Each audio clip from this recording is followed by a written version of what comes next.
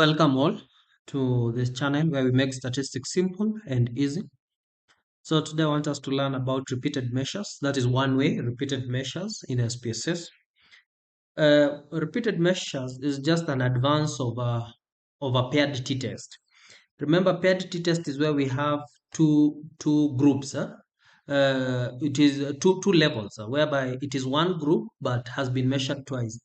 Let's say, for example, the scores that you have in mathematics before undergoing some training, and then the scores you have after going for the training. So, but in this case now, let's say, for example, in repeated measures, let us take this hypothetical data where we have, let's say, 50 students, whereby score one is the score that prior to maybe some training that you have been given, and then score two is the scores maybe during the training, and then score three we can say it is the scores after the training. But remember, it is the same individual that is being measured, or the data is being taken from the same subject. So that is why we call it repeated measures. We are not introducing any different subject, but it's just the same subject. So what you need to do is go to analyze, and then go to general linear model, and then here we have repeated measures. So when we have repeated measures, remember, these scores have been measured over time. That was time 1, time 2, time 3. So we can put our subject factor here as time, just hypothetical. And then the number of levels. Number of levels is how many times was it measured? Repeatedly, how many times? So it was measured 1, 2, 3. So put it 3, and then you add here. Then we go to define.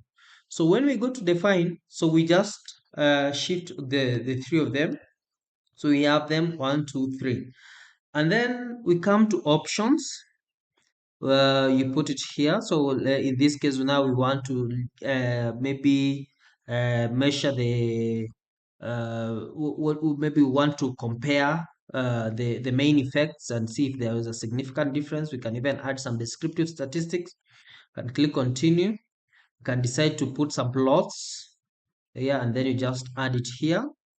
Then you click continue, and then you click OK. So when you click OK, you can see here we have the mean score 160, that was before, 230 was during, and score 3 was 375. So the main tables that we tend to use is this table here, the multi-test of sphericity. Sphericity is an assumption that it's similar to where we usually say homogeneity, variance homogeneity. So in this case, we are saying it is an assumption that the variance across the three measures, that is score 1, score 2, score 3, was equal. And in this case, you remember that is one assumption that if it is violated, your results might not be as good as they are. So in our case here, you'll find that it is significant here. So we reject our null hypothesis and say the variances are not equal. So what do we do? What do we do? We correct it. And how do we correct it? We correct it using three measures. We have the greenhouse gases here.